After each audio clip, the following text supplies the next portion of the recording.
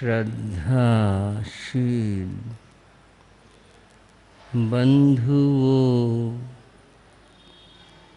एवं श्रद्धाशील बहनों, अभी आप हमारे श्री विकास मुनि जी से राजा जनक की बात सुन रहे थे। साहित्य में कहूँ या धर्म साहित्य में कहूँ, दो चरित्र बड़े अद्भुत हैं। जैन धर्म साहित्य में चक्रवर्ती भरत का चरित्र और वैदिक साहित्य में राजा जनक का चरित्र। गुरु कृपा से मैंने बहुत पहले एक थोड़ा सा हाथ जोड़ के गुरु महाराज के चरणों में कहता हूँ, पुस्तक लिखी थी। उस पुस्तक का नाम है जैन और वैदिक धर्म की सांस्कृतिक एकता। उसका नाम है, आपने पढ़ी उसको? अच्छा, ठीक। जैन और वैदिक धर्म की सांस्कृतिक एकता। उसका आधार यह है कि धर्मों में परस्पर में मतभेद कितने हैं, वे क्या कहते हैं, क्या मानते हैं, हम क्या कहते हैं, क्या मानते हैं, ये सारे अंतर हैं। मैंने धर्मों के परस्पर में किन बातों पर एकता है, इस विषय को लेकर वो किताब लिखी थी। कहाँ कहाँ पर हमारी बातें एक हैं, तो उसमें सिद्धांत की बातें भी कही हैं और उसमें चरित्र भी कहे हैं। महाराज भरत का और महाराज जनक का चरित्र बड़ी समानता रखता है। समानता यह है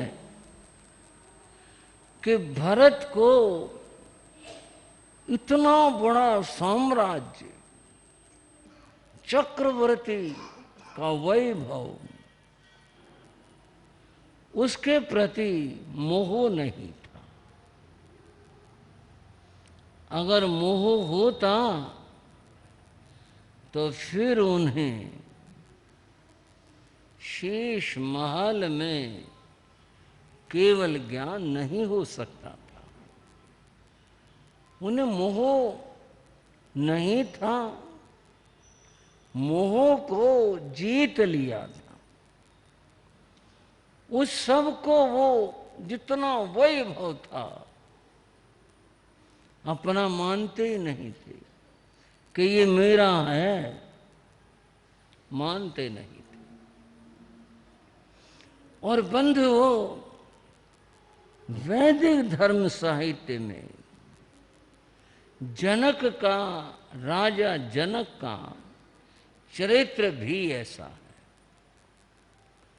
वे अपने राज्य को, वैभव को, महलों को, किसी को अपना नहीं मानते थे। अब बात है नाम, चाहे हम भरत को लेकर कहें, चाहे जनक को लेकर कहें, बात एक है, मोह को जीतने की। घर में रहते हुए, संसार में रहते हुए, और ऐसे मोह विजेता हो जाना, यह एक आदर्श बात है, आदर्श चरित्र है। इन दोनों के चरित्र ऐसे ही हैं, अद्भुत हैं। बंधुओं, संसार से पार होने के लिए, इस भव भ्रमण को मिटाने के लिए जो बात तीर्थंकर भगवंतों ने कही, वह ये कही, मोह को जीतो। जिस समय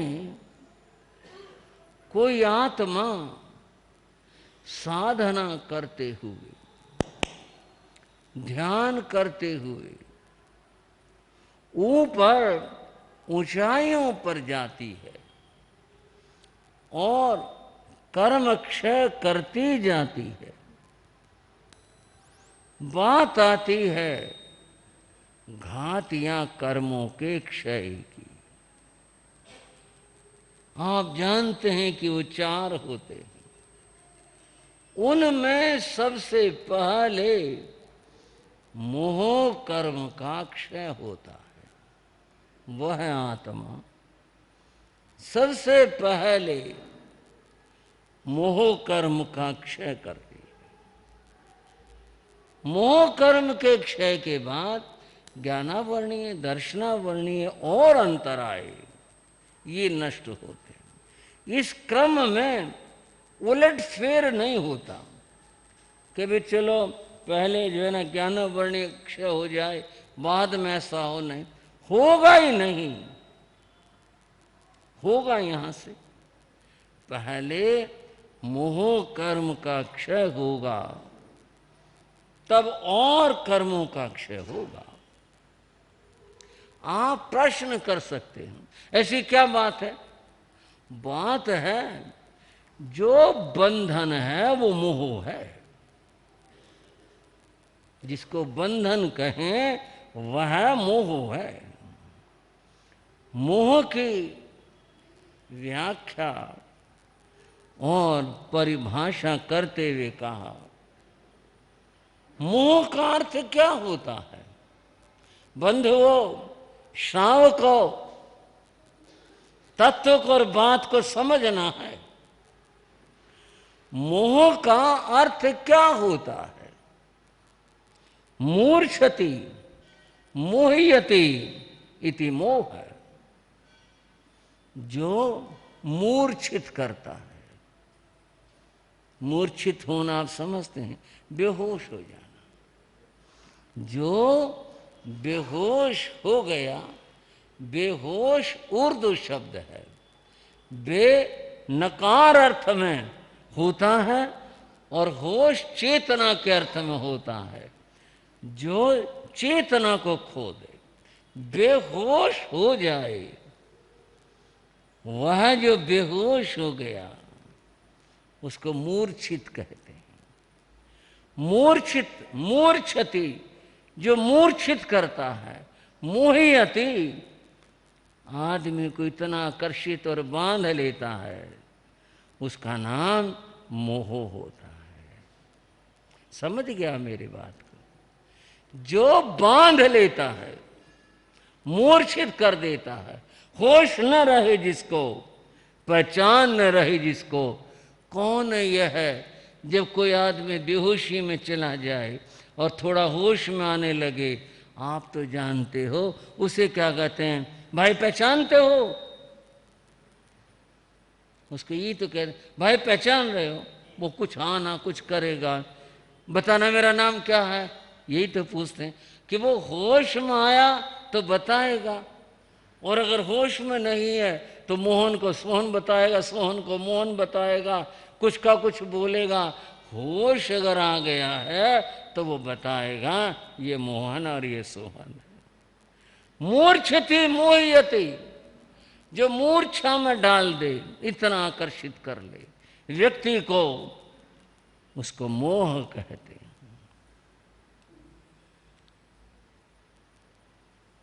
इस मोहन को कैसे पाया जाए? आप थोड़ा सा मेरे शब्द से फिर से समझ लो। इस मोहन को कैसे पाया जाए?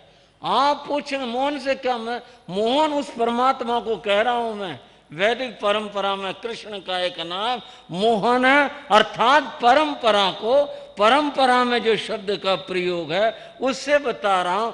मोहन को, परमात्मा को कैसे पाया जाए? बड़ा आसान बता दिया। और आसान क्या बताया?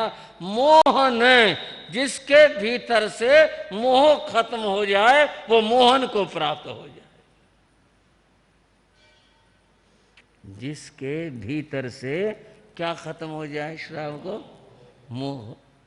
मोह, मोहन, मोह खत्म हो जाए, वो मोहन को प्राप्त हो जाए, मोहन को पाले। और जब तक मोह बना रहेगा वह उसे प्राप्त नहीं कर सकता।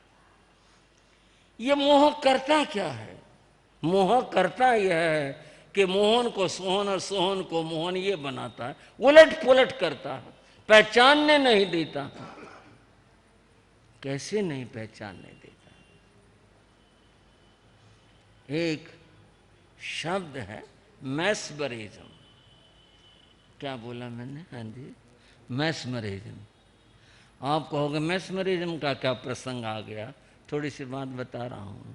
मैस्मरिज्म, मैस्मरिज्म का हिंदी अनुवाद सम्मोहन होता है। मैस्मरिज्म का हिंदी अनुवाद सम्मोहन होता है। और सम्मोहन शब्द क्या चीज है? सम उपसर्ग लगा करके और मोहन शब्द जोड़ा गया। सम अत्यंत रूप में भी आता है, सम्यक प्रकार में भी आता है। जो अच्छी तरह से क्या कर ले? मोहित कर ले, मोह ले, दूसरे को अपने ओर आकर्षित कर ले, उसको सम्मोहन कहते हैं। अंग्रेजी में उसको मैस्मरिज्म कहते हैं। यहां क्या प्रसंग और क्या बात है बंधुओं? ये जो मैस्मरिज्म है ये एक विद्या है। यह पहले जर्मन के अंदर इसकी चर्चा कह लो, प्रचार कह लो, या वहां पर ये शुरू हुई, पर नहीं, बात पूरी नहीं हुई। भारतीय सम्मोहन विद्या सबसे प्राचीन है, लेकिन वर्तमान में जो चर्चा है वो यूं कहते हैं भाई ये जर्मन में एक व्यक्ति हुआ, उस व्यक्ति का नाम था डॉक्टर मैस्मरिज्म। मैस्मर से होने वाली, मैस्मर ने जो बताई, मैस्मर ने जो कहा, उसका नाम मैस्मरिज्म हुआ। डॉक्टर मैस्मर ने एक प्रयोग ये किया कि हम अपनी बात दूसरे पर लाद दें। वो अपना कुछ न सोचे, वह जो हम चाहें ना वो सोचे, जो हम कहें वो माने। अब एक बड़ी बात है कि हम अपनी बात दूसरे पर लाद दें और दूसरा आदमी जो हम चाहें वो सोचे। उस व्यक्ति ने, डॉक्टर मैस्मर ने प्रयोग किए, और प्रयोग करके उसने वो यहां तक पहुंचा, मिट्टी का एक ढेला उठाया और उसने मन में संकल्प किया कि ये मिट्टी नहीं ये लड्डू है, ये मिट्टी नहीं ये लड्डू है। संकल्प किया और संकल्प करके दूसरे से कहा लो भाई साहब लड्डू खा लेते। अगर मैस्मरिज्म का प्रयोग लग गया, वो आदमी उसे ऐसे पकड़ेगा और लड्डू समझ के खाने लगेगा। जो उसके विचार थे उन विचारों ने दूसरे को प्रभावित कर लिया और दूसरा व्यक्ति अब वही सोचेगा जो वो व्यक्ति कह रहा है, अन्यथा नहीं सोचेगा। अगर उसने अपना सोच लिया तो इसका मतलब उसके ऊपर प्रयोग सफल नहीं हुआ, और जो वो कह रहा वही सोचेगा। आप पूछोगे कि आप ये कहकर बताना क्या चाहते हैं? बताना मैं ये चाहता हूं, ये जो मैस्मरिज्म की बात है, अपनी बात दूसरे पर लाद देना बंद हो, ये बात मोह की है। ये जो मोह है इसकी यही विचित्र बात है, आत्मा के ऊपर यह संसार को, व्यक्ति को, संबंधों को लाद देता है। मोह में आ गए, मोह में फंस गए, अब क्या बात, अब तो दुनिया ही वो हो गई, उसका जो असली स्वरूप है वो समझ नहीं आएगा। अब तो बात ही कुछ और हो गई, मोह में फंस गए तो फंस गए। इस मोह की बात को यूं कहा गया, श्वान है क्षणेन निद्राती, कुत्ते को पल भर में नींद आ जाती है। श्वान है क्षणेन निद्राती, कुत्ता पल भर में सो जाता है।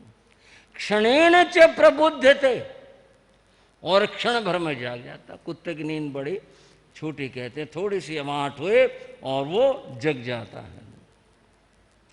नृणांतो मोह सुप्तानाम, लेकिन क्या बताएं, जिस मनुष्य को मोह की नींद होती है, मोह की नींद आ जाती है, नृणांतो मोह सुप्तानाम, मोह की नींद में जो सो जाता है, प्रबोध होने चिरादपि, पता नहीं कितना समय बीत जाता है, उसकी नींद नहीं टूट कर देती।